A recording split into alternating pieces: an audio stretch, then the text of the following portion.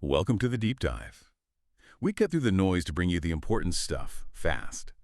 Today we're plunging into a global industry that, well, it's kind of quietly shaping the entertainment you consume every single day. Think about the latest blockbuster visual effects, or maybe those games that have you completely hooked. Have you ever stopped to wonder how major studios, the big entertainment giants, actually keep up with our seemingly endless appetite for new content? Where do all those stunning animations, those hyper-realistic visual effects, or even entire video games often get made? So for this deep dive, we've got our hands on some crucial excerpts from a global media and entertainment outsourcing market report. It's from Cognitive Market Research, and it's really packed with data, lots of insights to pull back the curtain on this powerhouse sector. Yeah, and we're framing our whole discussion today around the fundamental forces really driving this market. Things like the relentless push for cost efficiency, the lightning fast pace of digital transformation happening across the entertainment world, and of course, the widespread adoption of game-changing tech like cloud computing and increasingly AI. I mean, the sheer volume of content being devoured globally, whether it's streaming, gaming, immersive stuff, it means companies aren't just looking for partners anymore. They're actively seeking specialized collaborators, people who can help get their creations to market faster, often with, higher quality and definitely more affordably. Exactly. So our mission today is really to dissect this fascinating trend. We want to explore its explosive growth and highlight the key services and the regional powerhouses that are shaping its future. Get ready to discover how your favorite movies, shows, and games are increasingly being made behind the scenes by this sort of distributed global network. Okay, so let's start by defining our terms a bit.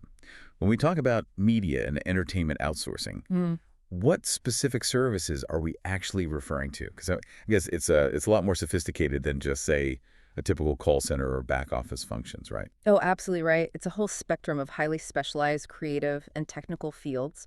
Really skilled work. We're talking about everything from animation, and that could be complex CGI and feature films, or maybe the fluid 2D motion in an animated series. Then there's visual effects, VFX, where teams might handle incredibly detailed tasks like rotoscoping, matte painting, complex digital set extensions, bringing those fantastical worlds to life. Right, the really intricate stuff. Exactly. Then you've got post-production refining raw footage, color grading, sound design, all that crucial finishing work, and intricate game development. Outsourced teams might focus on hyper-specialized tasks here, like creating assets, designing levels, or even porting games between different engines like Unity or Unreal. Plus, don't forget content localization, super important for adapting content for different languages, different cultures, and even a range of specialized marketing services tailored just for entertainment. So yeah, these aren't generic tasks at all. They're really niche areas of expertise. That's a really wide array of specialized skills. So what's truly driving this substantial growth we're seeing? Why are companies increasingly looking outside their traditional walls for these services, especially when, creativity is so often seen as this core in-house thing? Well, it connects directly back to those core drivers we mentioned, but maybe with a bit more nuance. Firstly, that rising demand for cost-efficient production. It isn't just about finding cheaper labor, though that can be a factor. It's really about turning fixed costs, like maintaining large internal departments, into variable costs. This lets studios scale up super rapidly for a big project. Right, for a blockbuster. Exactly. And then scale down just as quickly afterwards without all that overhead. It gives them incredible agility. Secondly, there's the rapid digital transformation. The industry is constantly adopting new tools, new workflows.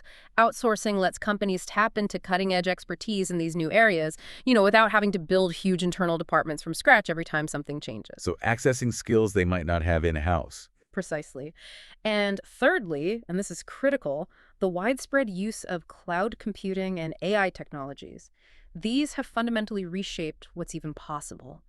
These tools enable complex, collaborative workflows across continents, stuff that just wasn't feasible maybe a decade ago.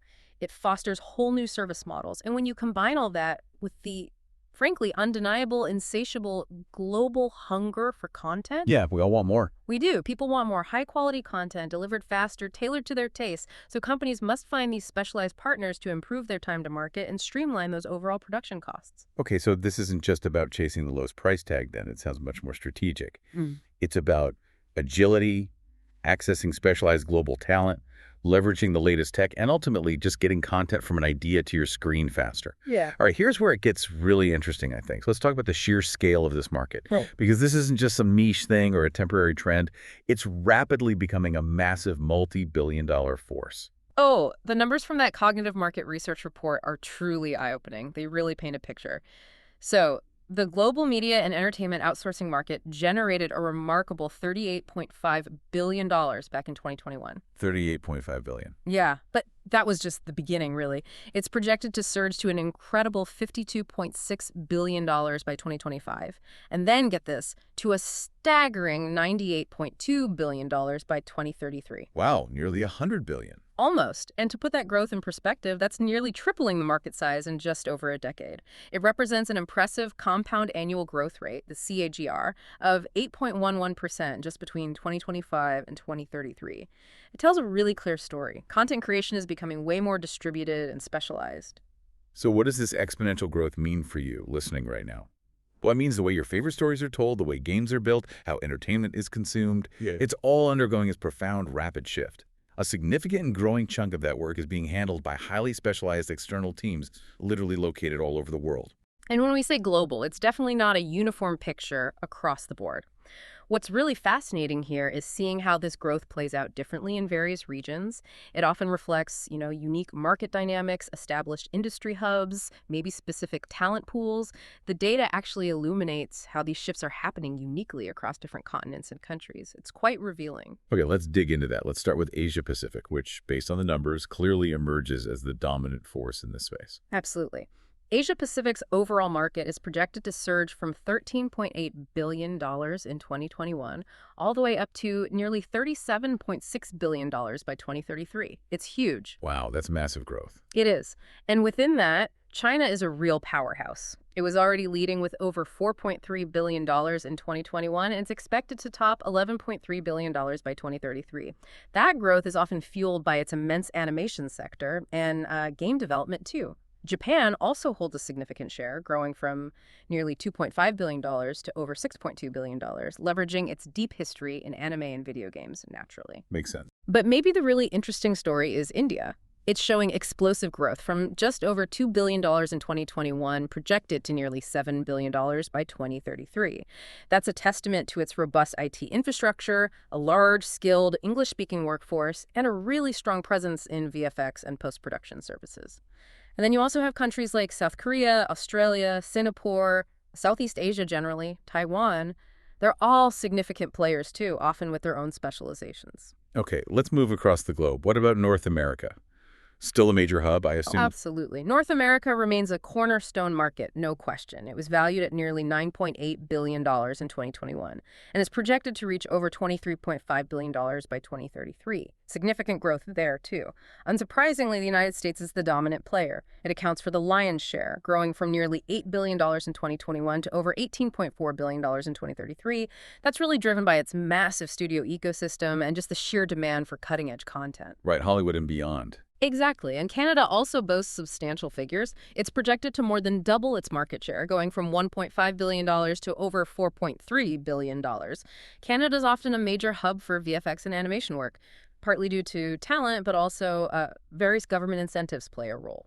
Interesting. And Mexico also plays a notable role in the region as well. And what does the outsourcing landscape look like over in Europe? Europe's market is also on a strong upward path. It was valued at over $8.5 billion in 2021, and it's expected to hit over $20.1 billion by 2033, so more than doubling too. Here, Germany actually leads the pack, growing from nearly $1.6 billion to over $3.6 billion.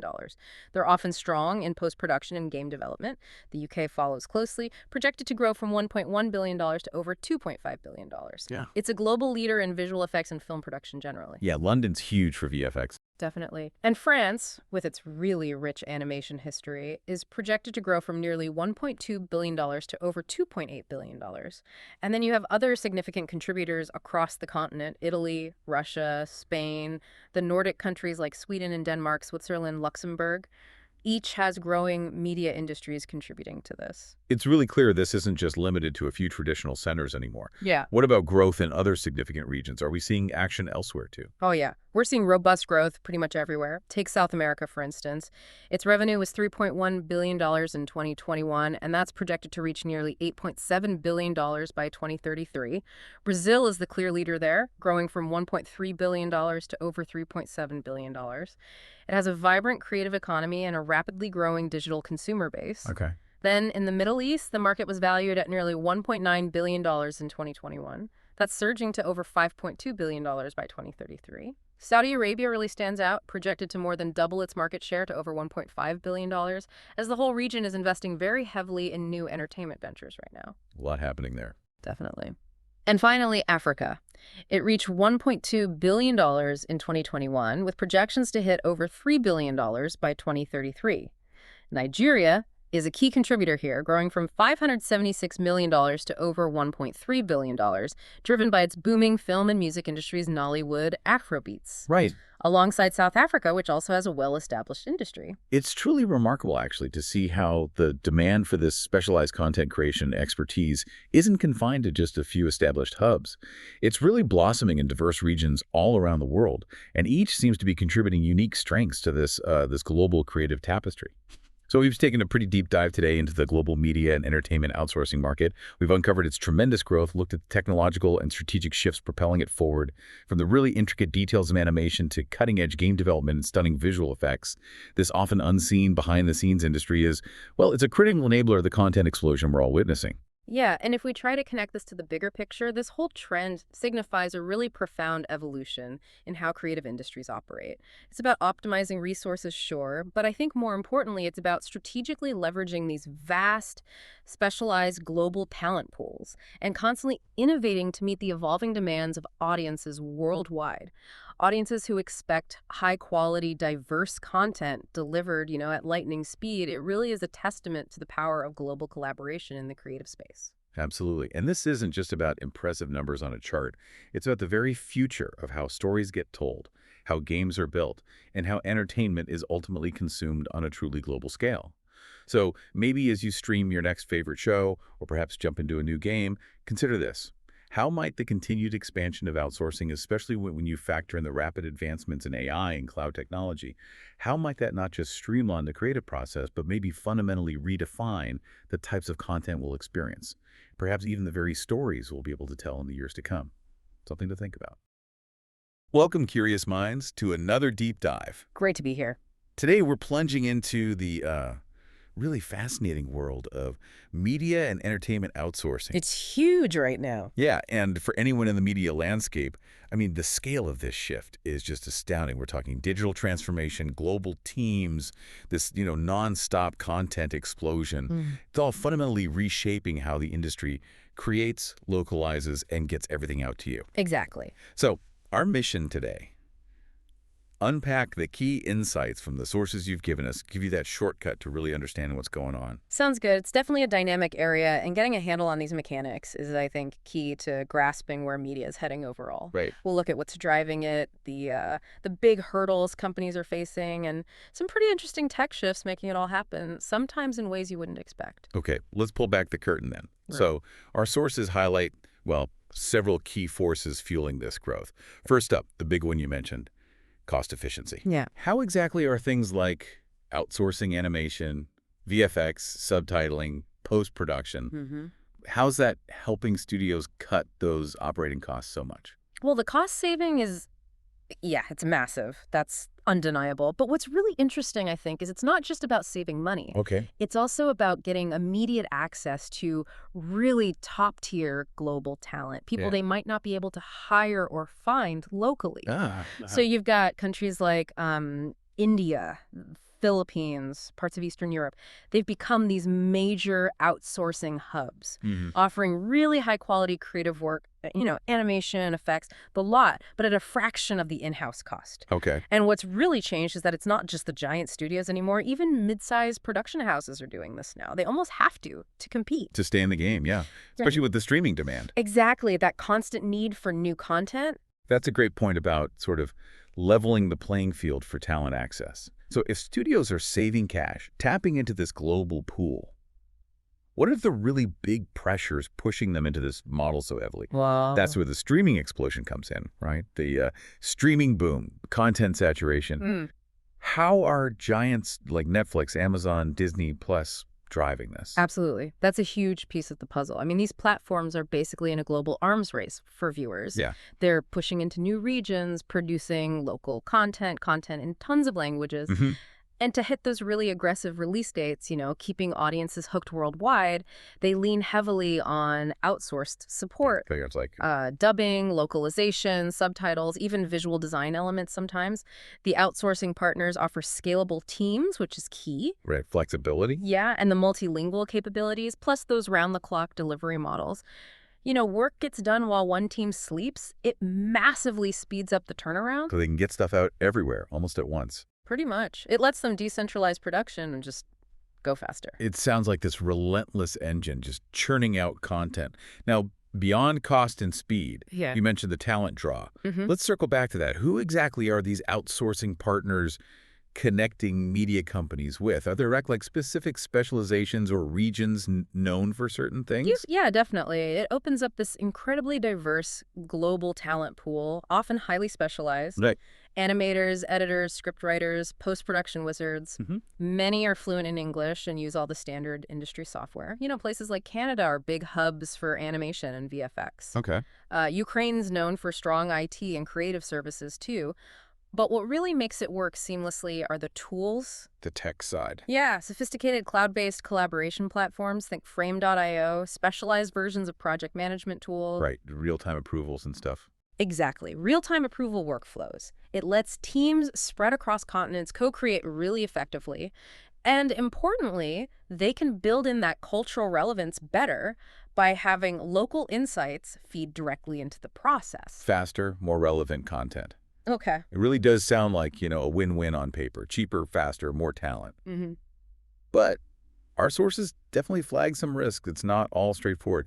What are the main worries, the big vulnerabilities for companies diving into outsourcing? Yeah, there are definitely challenges. The biggest one, probably top of mind for studios, is IP security, intellectual property, Yep. and data security. Makes sense. You're sending unreleased stuff. Exactly. You're sharing highly sensitive, often unreleased material across different countries, different legal systems. Right. And even with strong contracts, NDAs and all that, the risk of data breaches or piracy, it's always there. The leak could be devastating. Oh, absolutely. For a big movie or a series finale, a leak can wreck the marketing, damage the brand, cost a fortune. So studios have these incredibly strict vetting processes and cybersecurity demands for their vendors. It's a constant balancing act. Yeah, I can imagine. That really shows the complexity. It's not just about the money. Okay, so beyond security, what about just quality, consistency? Yeah. When teams are scattered everywhere, that sounds like a potential headache. It absolutely can be. That's another major hurdle. Quality assurance, brand consistency. How so? Well, if you're using multiple vendors in different places, maybe for different parts of a project, you can easily end up with inconsistencies, different creative standards, maybe software compatibility issues, different output formats. Right. And then you add in time zone gaps, potential language barriers, maybe the initial brief wasn't clear enough. Yeah. It can all just snowball into delays, needing rework, which costs more, and blowing the budget. So how do they manage that? Well, some mitigate it with hybrid models. They keep the really critical stuff, the core brand elements, in-house, Okay. and then they outsource the more repeatable tasks or things that need very specific, specialized skills they don't have internally. Got it. You mentioned language barriers there, which kind of leads naturally to cultural barriers, too. Yeah. Communication issues. Yeah. There's one thing to translate words, but media is about nuance, right? Storytelling. How does outsourcing affect that? That's a really important point because successful storytelling, it often hinges on really deep cultural context, nuance. Yeah. So if you outsource something creative, like, say, voiceovers for an ad or adapting a marketing campaign for a local market, if the team doing it isn't really familiar with that target market's culture, the humor, the references. It could fall flat Or worse. Exactly. You could get messaging that's just tone deaf, Yeah. or a creative idea that completely misfires. It just doesn't resonate. You could almost picture those awkward moments. Right. So to try and bridge that gap, studios often rely on bilingual project managers, people who understand both sides. Dang. And they might provide really in-depth cultural onboarding for the outsourcing teams. But, that adds another layer of management, more overhead. It's about making sure the joke lands or the reference makes sense locally. So despite these, very real challenges, security, quality, culture, the industry is clearly adapting. Our sources point to some pretty compelling trends shaping the future here. Let's get into how localization is becoming even more hyper-focused. Yeah, this part is fascinating. It's not just basic translation anymore. The surge in localization and multilingual expansion is huge. Because of the streaming platforms needing global reach. Precisely. As they chase audiences everywhere, the demand for truly localized content, subtitles, dubbing, even region-specific marketing materials is just skyrocketed. So now, outsourcing firms aren't just translating, they offer hyper-local adaptation. They're digging into specific dialects, regional slang, local idioms. To make it feel genuinely native. Exactly. So it doesn't feel like a translation, it feels like it was made for that market. And we're seeing AI play a big role here too. Also. AI-powered translation tools working with human translators, not replacing them entirely. Plus, things like AI voice cloning for dubbing, machine learning tools to speed things up.